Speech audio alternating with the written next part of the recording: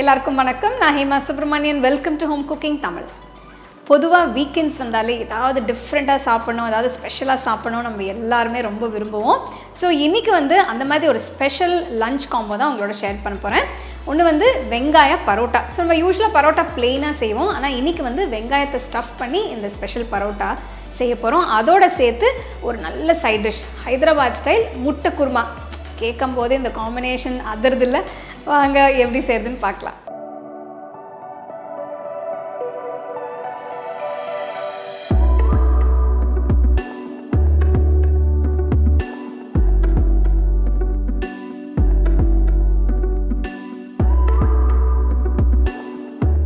வெங்காய பரோட்டா செய்ய முதல்ல மாவு தயார் செய்யணும்.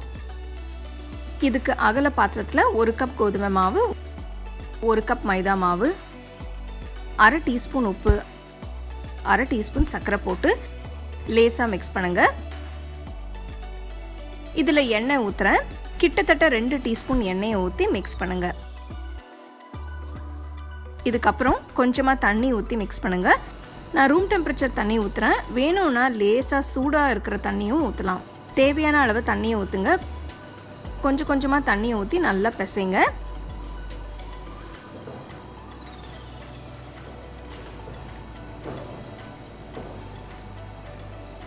குறைஞ்சதும் 10 நிமிஷம் மாவை நல்லா பிசையணும். மாவு மேலே கொஞ்சம் எண்ணெய் ஊற்றுறேன். சுற்றி தடவுங்க. 15 நிமிஷத்துக்கு மூடி வைங்க.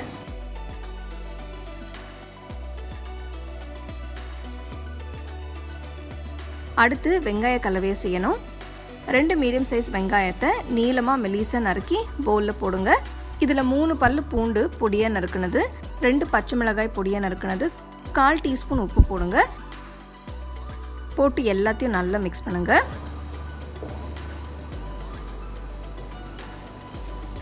அடுத்து வெங்காயத்தை வதக்கணும். பேனில் 2 டேபிள் ஸ்பூன் எண்ணெயை ஊற்றுங்க. வெங்காய கலவையை பேனில் போட்டு நல்லா வதக்குங்க. வெங்காயம் பொன்னிறமாகிற வரைக்கும் வதக்கணும்.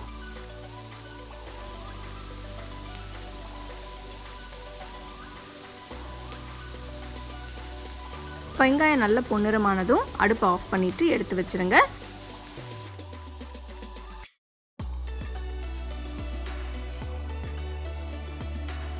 மாவு மூடி வச்சு 15 நிமிஷம் ஆயிடுச்சு. பரோட்டா செய்ய ஆரம்பிக்கலாம். பிசைஞ்ச மாவுலேருந்து சின்ன அளவு மாவு எடுத்துக்கோங்க. லேசாக மாவை தூவி பிசைஞ்சு வச்ச மாவு உருண்டையை வச்சு தேய்ங்க.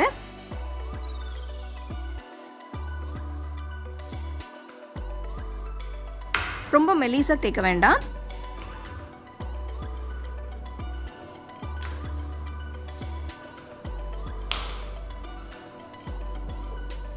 மாவு உருண்டையை தேய்ச்சதும் 2 டேபிள் ஸ்பூன் வதக்கின வெங்காயத்தை போட்டு நல்லா ஸ்ப்ரெட் பண்ணுங்க.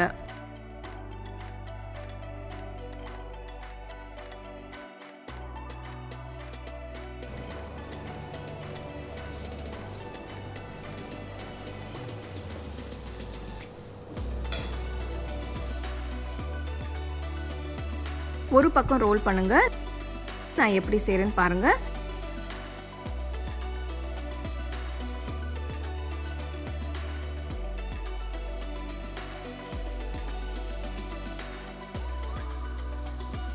பார்க்க பன் மாதிரி இருக்கு.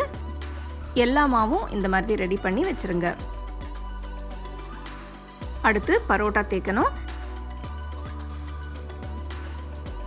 ரொம்ப ப்ரெஷர் போடாம மெதுவா தேய்ங்க, இல்லைன்னா வெங்காய மசாலா வெளியில வந்துடும்.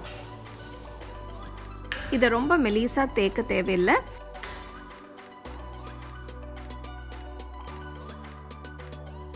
நெக்ஸ்ட் தவாவை சூடு பண்ணி செஞ்ச பரோட்டாவை போடுங்க. அடுப்பு மீடியம் ஃப்ளேமில் இருக்கணும்.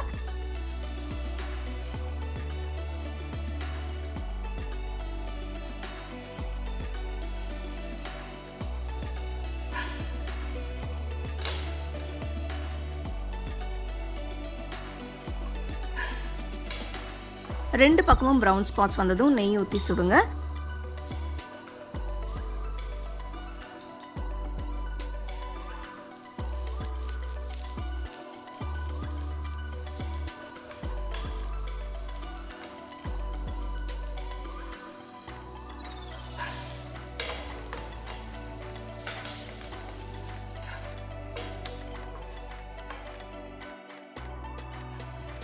சூடான வெங்காய பரோட்டா இப்போ தயார்.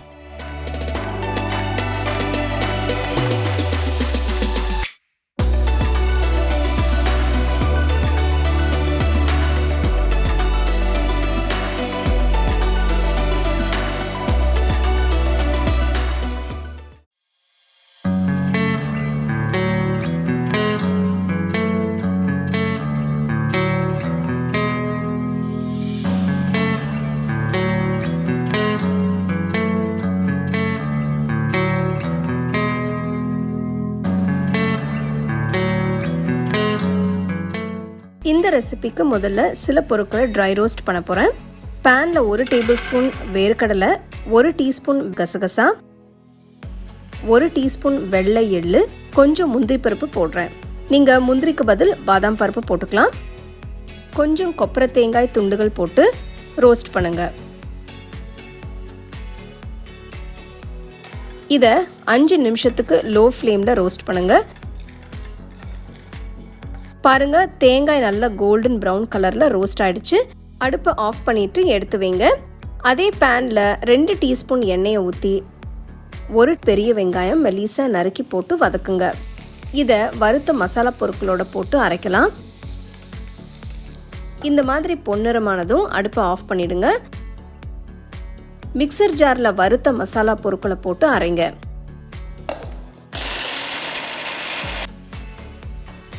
இதோட வதக்குன வெங்காயத்தை போட்டு கொஞ்சம் தண்ணி ஊற்றி விழுதா அரைங்க.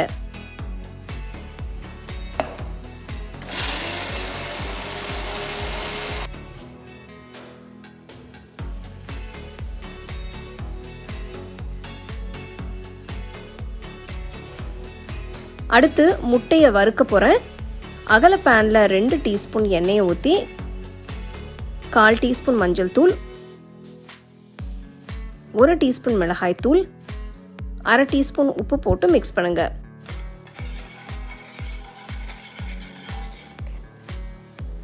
நான் 6 முட்டையை வேக வச்சிருக்கேன். இதோட சைடில் லேசாக கட் பண்ணி பேனில் போடுங்க.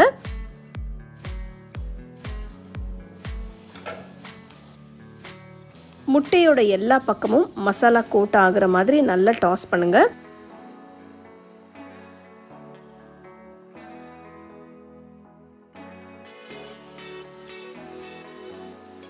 இப்போ முட்டை குருமா செய்ய ஆரம்பிக்கலாம். அகல கடாய் இல்லைனா பேன் எடுத்துக்கோங்க. இதில் 3 டேபிள் ஸ்பூன் எண்ணெயை ஊற்றி பிரியாணி இலை, பட்டை, கிராம்பு, ஏலக்காய், 1 டீஸ்பூன் சீரகம் போடுங்க.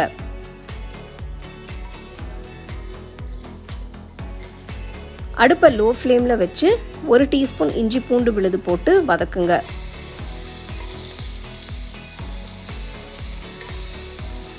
இஞ்சி பூண்டு கொஞ்சம் ஃப்ரை ஆனதும் இதில் அரைச்ச மசாலா விழுதை போட்டு கிண்டுங்க.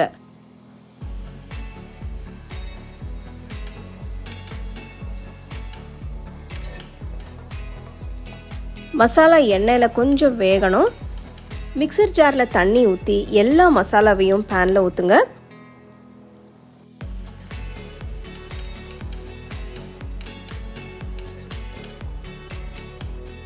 அடுத்து இதில் மசாலா தூள் சேர்க்கலாம்.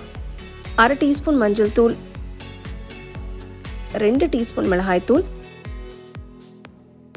1 டீஸ்பூன் சீரகத்தூள், 1 டீஸ்பூன் தனியாத்தூள், 1 டீஸ்பூன் உப்பு போட்டு மிக்ஸ் பண்ணுங்க.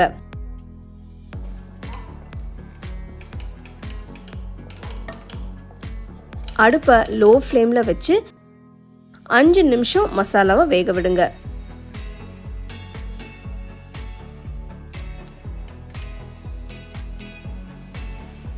பாருங்க, மசாலா நல்லா வெந்து எண்ணெய் பிரிஞ்சு வருது.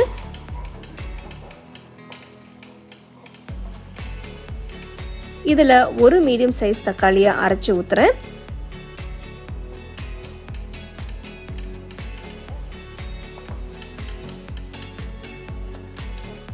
நெக்ஸ்ட் 100 கிராம் தயிர் சேர்க்குறேன். இதை நல்லா பீட் பண்ணி ஊற்றுங்க. அப்போ தான் தயிர் மசாலாவோட நல்லா மிக்ஸ் ஆகும்.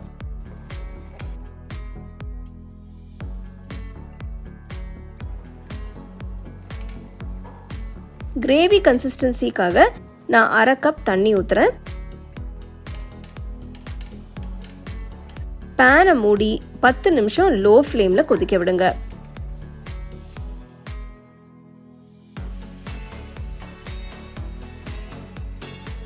பாருங்க, எண்ணெய் பிரிஞ்சு வருது. மசாலா ஃபுல்லாக வெந்துருச்சு. இதில் வறுத்த முட்டையை போடுங்க. நான் ஃப்ளேவருக்காக 3 பச்சை மிளகாய் நறுக்கி போடுறேன். கொஞ்சம் புதினா இலை, கொஞ்சம் கொத்தமல்லி இலை போட்டு மெதுவாக மிக்ஸ் பண்ணுங்க.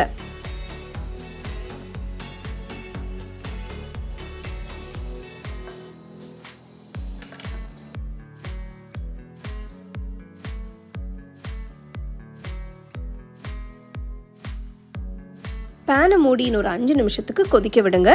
அப்போதான் முட்டையில் மசாலா ஏறும்.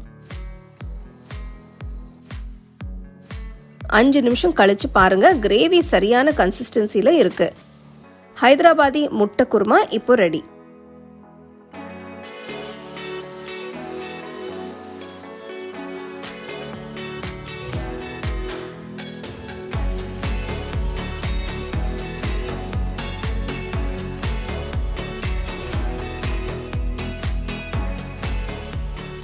ஸோ ஏதாவது ஸ்பெஷல் மெனு ட்ரை பண்ணணும்னு நினச்சா கண்டிப்பாக இந்த காம்பினேஷன் ட்ரை பண்ணி பாருங்கள். கண்டிப்பாக எல்லாருமே ரொம்ப பிரியமாக சாப்பிடுவாங்க.